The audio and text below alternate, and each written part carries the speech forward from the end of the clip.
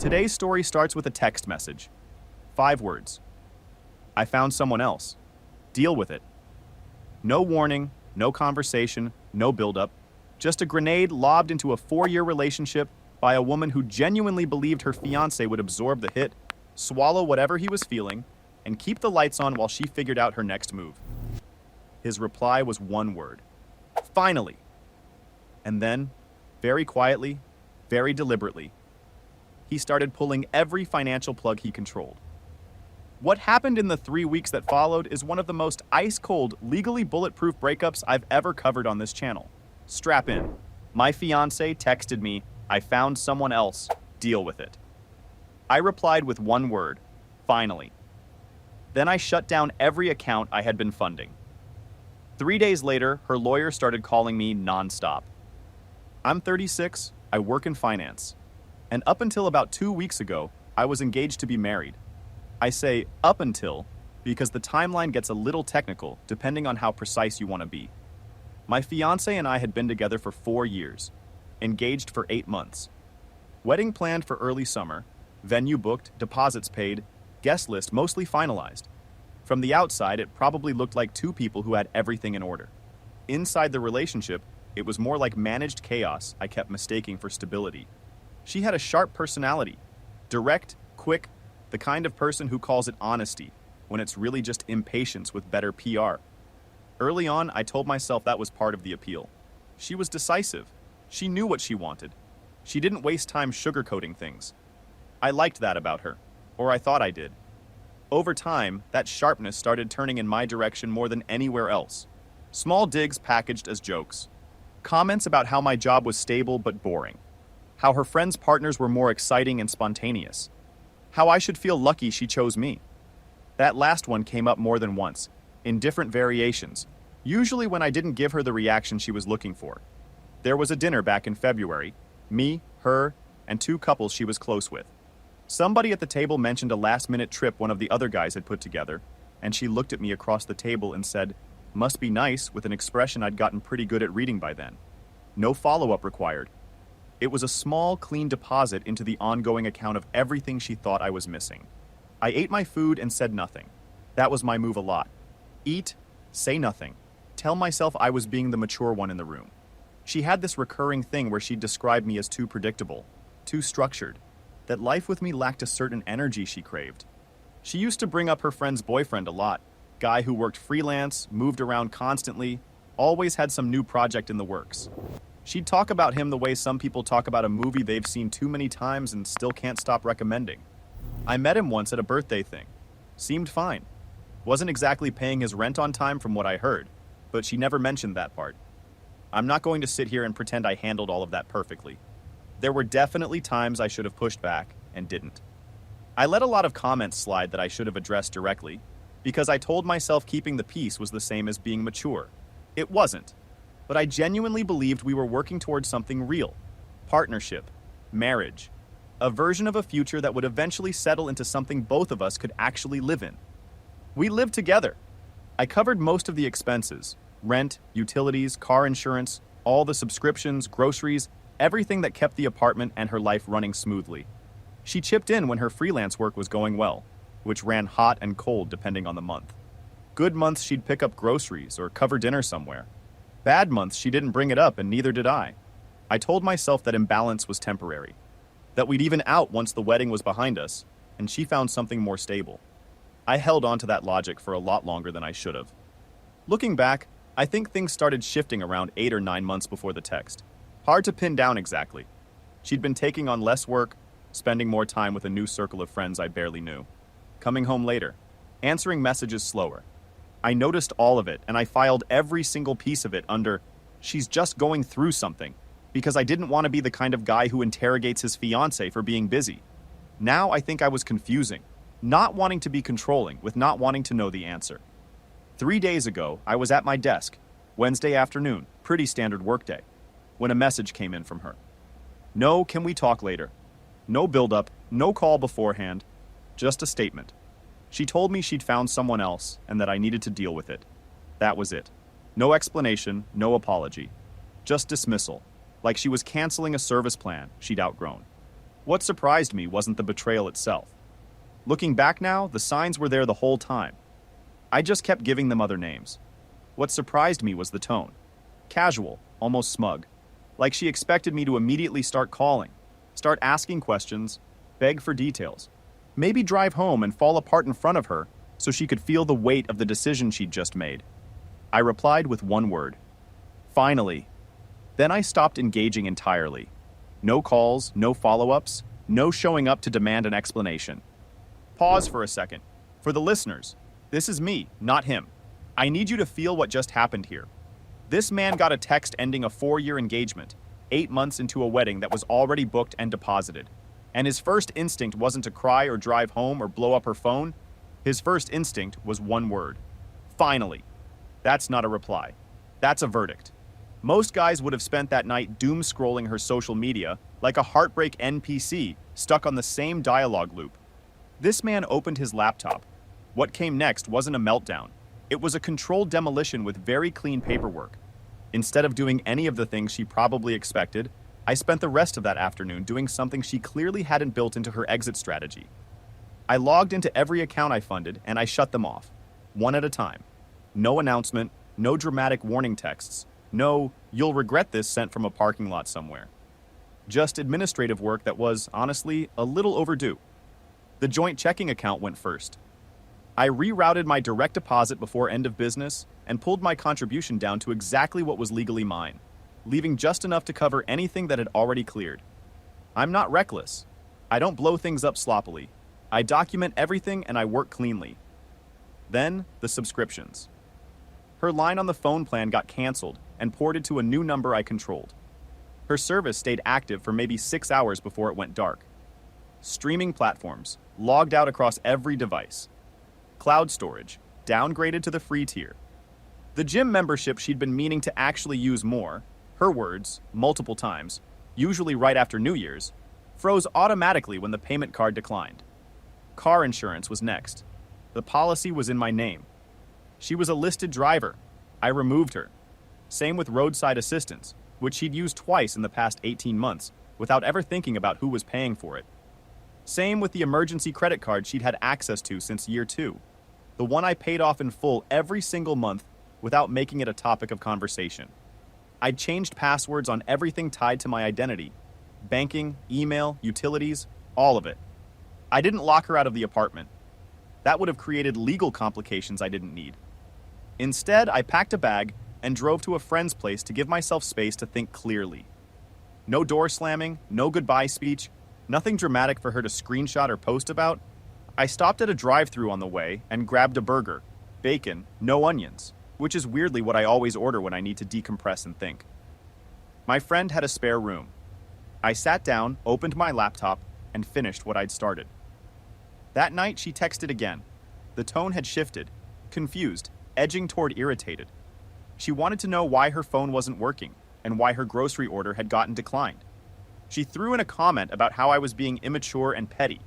I didn't respond. The next day, she escalated. Multiple calls from numbers I didn't have saved. Emails accusing me of financial abuse. Messages swinging back and forth between insults and half-hearted attempts at reason. She told me I was overreacting, that couples get through worse, that I was just proving her point about my insecurities. She cycled through every angle she had, waiting for one to land. I said nothing.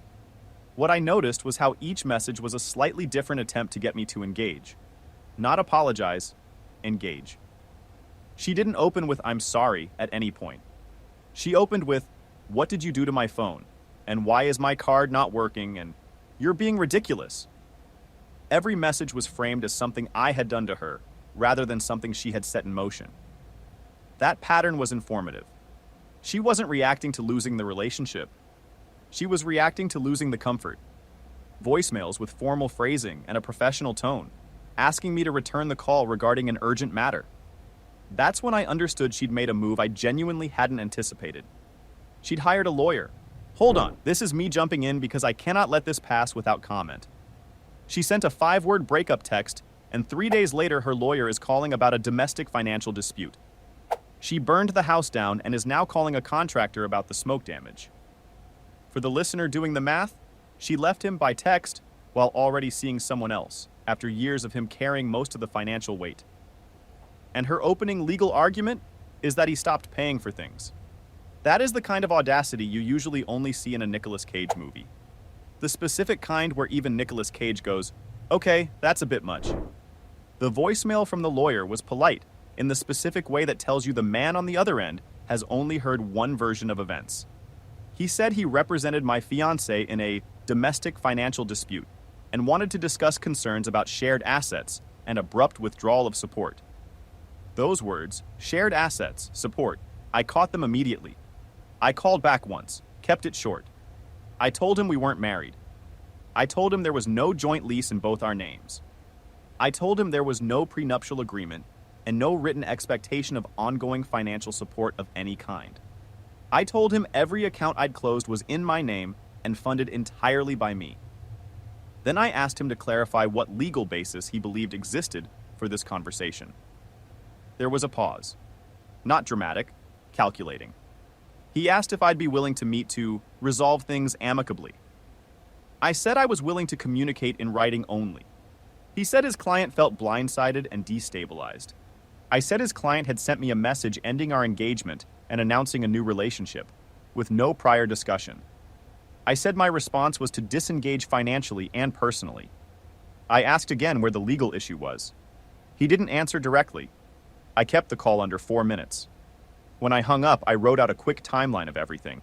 The text she sent, the time I received it, the accounts I'd closed and when, the legal status of each one. I emailed it to myself so there was a time-stamped record.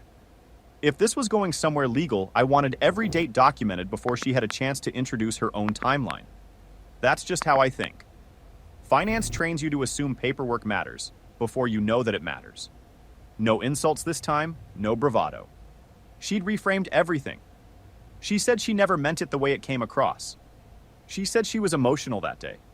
She said I should have known she didn't mean deal with it, literally. She said she assumed we'd talk things through like adults. She said my response was extreme and vindictive, and that it said more about my character than hers. And then, this is the part I'll remember for a long time. She listed the specific expenses she believed I was still responsible for covering until she got back on her feet. Rent, utilities, phone, groceries, personal expenses. She used the phrase transitional support. Okay, time out. For the listeners, this is still me. She ended the engagement by text, name-dropped a new guy in the same message, and within 72 hours had a lawyer calling about shared assets and a personal invoice for ongoing living expenses. That is not a breakup strategy. That is a business model. She's out here giving full Fire Festival investor pitch energy. Big promises, zero receipts, and now somehow expecting a refund on the way out. I'm officially dubbing her the CEO of other people's overhead. She tried to cancel the subscription and still keep access to all the premium features. Bold strategy. Genuinely audacious. Absolutely no legal ground to stand on. Something clicked into place for me right at that moment, flat and clean. This had never been about heartbreak. This was entitlement doing exactly what it always does, just more openly now that she thought she had nothing to lose. I replied once, briefly. The engagement was over. There would be no further financial support. All future communication should go through her lawyer. Then I blocked her number. Within the hour, the lawyer called back. His tone had changed. Where he'd been confident on the first call, he was now careful. He asked if I had time to talk. I said no and asked him to send his concerns in writing. He emailed a few minutes later, shorter than I expected. No demands this time, just questions. Clarifying questions about the lease, about the accounts, about whether I'd ever promised continued support in writing, and whether any of the wedding deposits were refundable. That shift told me everything. He'd looked at the actual situation and figured out quickly that there was nothing there. No joint lease, no marriage, no written promise of financial support, no shared assets of any real kind. He was fishing for a hook and finding nothing on any line. Around the same time, she got through to me using a friend's social media account before I blocked that too. The tone had flipped back to aggressive. She accused me of trying to ruin her life. Said I was punishing her for being honest. Said real men don't walk away from women when things get difficult. I didn't respond, but I took screenshots. When someone starts revising the timeline before the dust has even settled, you document quietly and don't signal that you're doing it. That evening, I went back to the apartment while she was out. Took only what was mine: clothes, documents, electronics. I photographed every room before I left. Clean, undamaged, everything in its place. Left my key on the kitchen counter.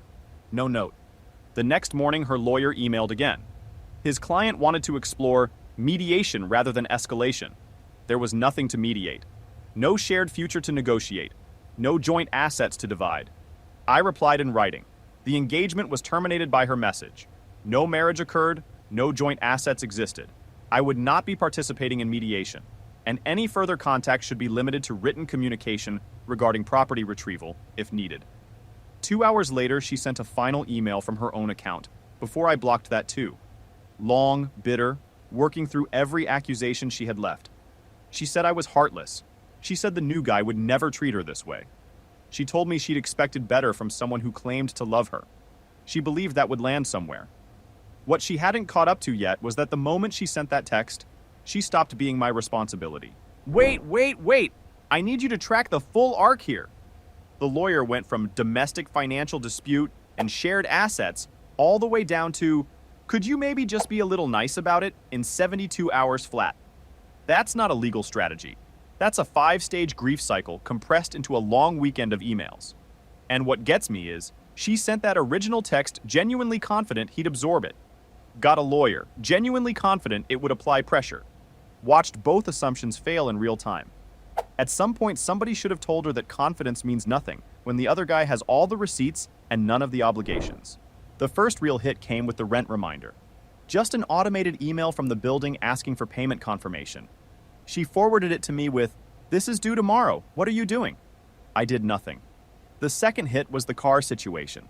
She called a mutual friend in a panic because the insurance app wouldn't load, and roadside assistance told her she wasn't covered under any active policy. She'd assumed car insurance just existed in the background, like gravity. It never occurred to her it was something a specific person maintained every single month. By end of that day, the tone of everything coming from her direction had shifted from anger into something closer to fear. Concrete, practical fear. About her actual situation rather than frustration about mine. The thing about fear is it looks different from anger.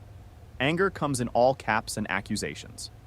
Fear comes in shorter sentences, less punctuation, questions about specific things. When is the insurance active until, is the card permanently canceled? Are you coming back to talk? She was doing math in real time. And the math wasn't working out the way she'd expected when she wrote that original text message. I replied in one sentence. There is no legal or moral obligation for continued support following a termination initiated by your client. That was the end of the calls. About a week after that, I heard through someone else that she was moving out of the apartment. Not upgrading, downsizing. Crashing at a friend's place while she figured out her next step. Selling some of the things she used to make quiet comments about when I'd bought them carefully and frugally. The irony wasn't hard to spot. I canceled the wedding officially that same afternoon.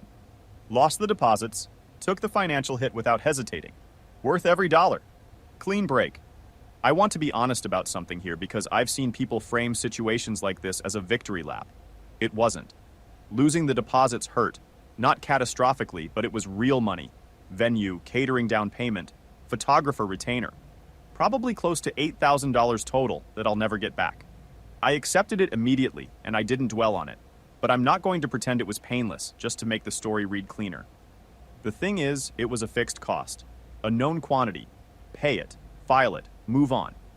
The alternative, staying in the situation, absorbing it, waiting another year for things to balance out, that was the open-ended expense. That one had no ceiling, and I already knew how it ended. I didn't feel victorious. I felt calm. The specific kind of calm that shows up when you stop arguing with reality and just let it do what it's going to do. There was one afternoon around that time, I was at my desk, actually getting work done for the first time in days, and I realized I hadn't checked my phone in 3 hours. Not because I was avoiding it, but because there was nothing I needed to see. No calls I was dreading, no messages I was bracing for, no background noise. That sounds like a small thing, and it is. But 3 months earlier, I would have described my normal Tuesday as one long low-level tension broken up by spreadsheets. I hadn't noticed how much energy I was spending just managing the ambient stress of the relationship until it was gone, and the absence of it hit me all at once. What she tried next was public pressure. I started getting messages from people I hadn't spoken to in months. Her cousin, a former coworker of hers, a mutual friend who suddenly needed to understand both sides. That phrase is always a tell. It never means neutrality. It means someone's been handed a version of events that needs reinforcement from an outside source. She posted things online, nothing with my name directly attached, just enough for people in our shared orbit to connect the obvious dots. Strong woman quotes. Posts about men who can't handle honesty. A few things about rebuilding after emotional damage, which collected a lot of supportive comments from people who'd only ever heard one side of things. The interesting thing about that kind of campaign is how much energy it requires. She was posting, messaging people, coordinating sympathies, all while the actual practical problems in her life were stacking up. Rent due, car uninsured, phone reconnected on a cheaper plan. She was working harder to manage how the story looked to other people than she was working to solve the real problems in front of her. That wasn't my observation at the time. I'm only putting it together now. At the time, I just saw the messages come in and ignored them. I didn't react, didn't comment, didn't reach out to correct anything publicly, didn't send any messages with my version. Silence does more damage to that kind of strategy than any argument ever could. She needed a response to keep the narrative alive. I gave her nothing.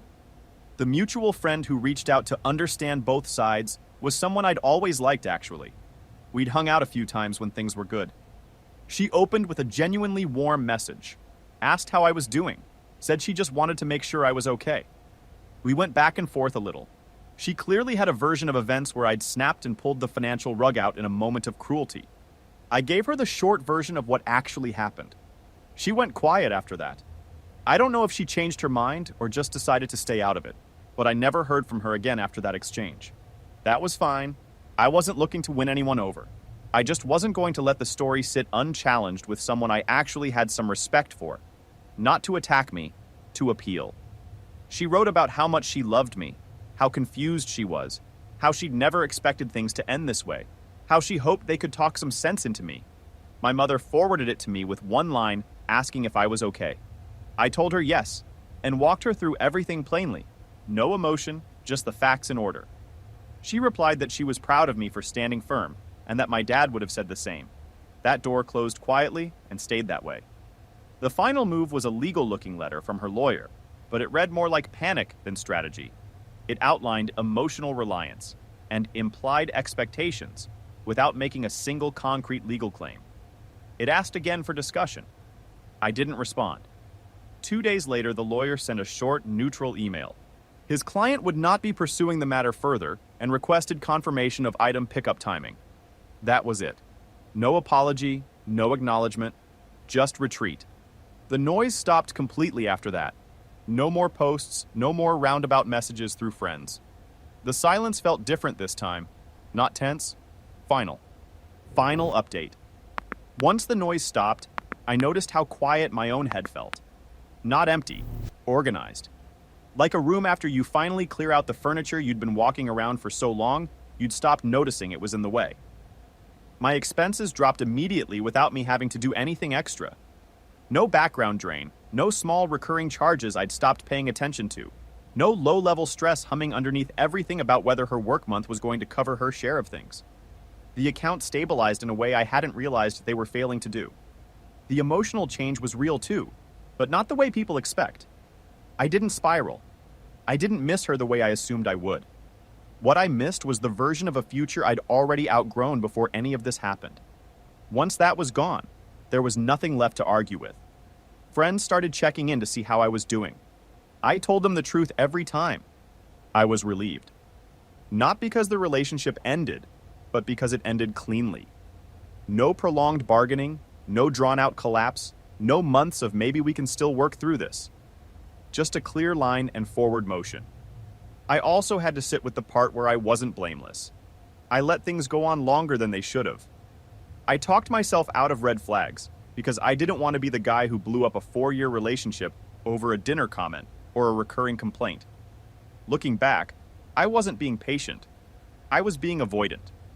I kept waiting for things to balance out on their own, because having the actual conversation felt like a bigger disruption than just absorbing the friction. That's on me. I'll own that. But there's a difference between not handling something perfectly and deserving what she did. I know where that line is. She tried one more time to reach me directly. About a week after everything went quiet, I was walking back from work when I spotted a car I didn't recognize parked near my new building. Borrowed. Different from hers. She stepped out when she saw me and started walking over like this was some kind of coincidence. Like she hadn't worked out the timing of my commute. She looked different. Not physically smaller. Energetically smaller. The confidence I'd known for 4 years was gone, replaced by something more urgent and less controlled. She started talking before I could say anything. Said she just wanted 5 minutes. Said she deserved at least that after 4 years together. I told her no. That surprised her more than anything else I'd done so far. She laughed once like I had to be joking.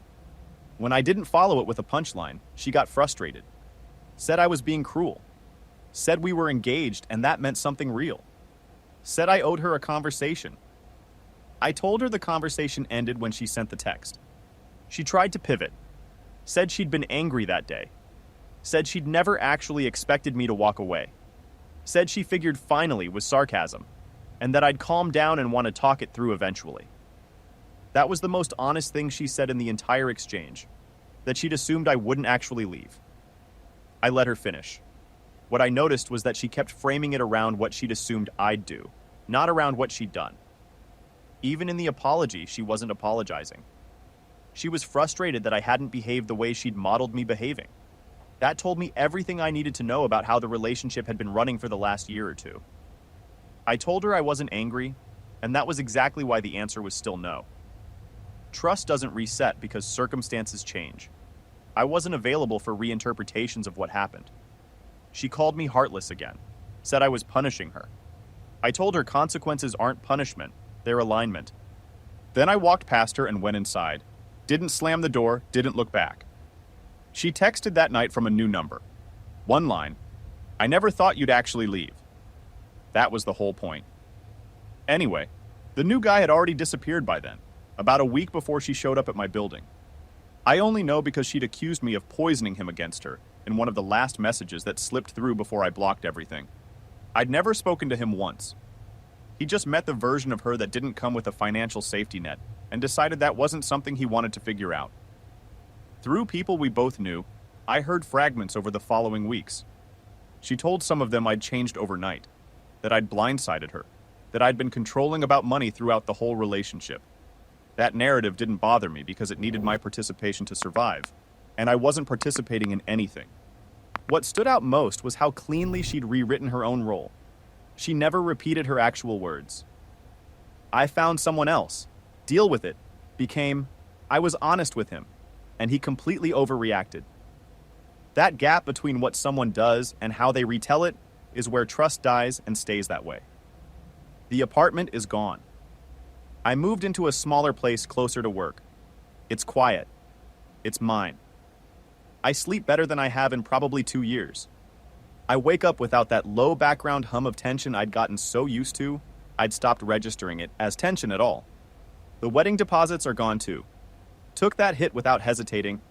Money recovers faster than trust ever does, and I count every dollar lost as tuition paid to learn something before it cost me years instead of weeks. I changed up my routines, focused on work, reconnected with a few people I'd let drift while I was busy maintaining a 2-person life that was mostly mine to keep running anyway. One of those people was a guy I'd been close with in my mid-20s. We'd fallen off mostly because she'd never warmed to him, and I'd slowly stopped making the effort to maintain the friendship separately. We grabbed lunch a couple weeks after everything settled.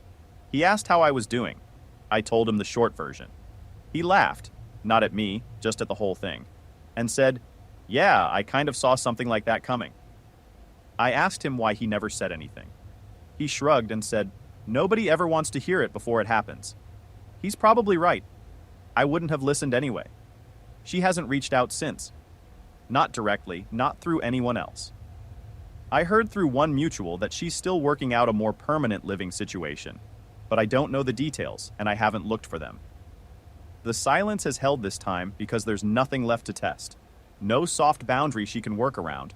No emotional backdoor she hasn't already tried and found locked. That's the cleanest ending I've ever had to anything. What I know now that I didn't before, when someone tells you exactly how little they value your presence, believe them the first time. Don't argue with it. Don't explain it away. Don't give it 3 more months to see if they meant it. Just believe it. And then respond accordingly. The other thing I know is that I'm not reactive. I'm responsive. There's a difference. Reactive means you act from emotion. Say things you don't mean. Create messes that take longer to clean up than the original problem. Responsive means you let the information land, decide what it means, and act in alignment with that. She called me cold. I'll take it. Cold implies I was in control of myself. I was. I'm not in a rush to replace what I removed. I'm not downloading apps or making plans. I wake up in the morning and the apartment is mine and the finances are mine and the decisions are mine, and none of that feels like loss. It feels like what things were always supposed to feel like. Look, I'm not going to dress this up in some speech about self-respect and knowing your worth. What I'll say is this. What ended this relationship wasn't his response. It was her certainty that she could send that text and keep the infrastructure running anyway. He didn't punish her. He stopped subsidizing a situation that had been operating on his dime and against his interests for longer than it should have. That's not cold. That's accounting. Drop your thoughts in the comments. What would you have done the second that text came in? And if you're not subscribed yet, hit that button now because the next one on this channel hits just as hard.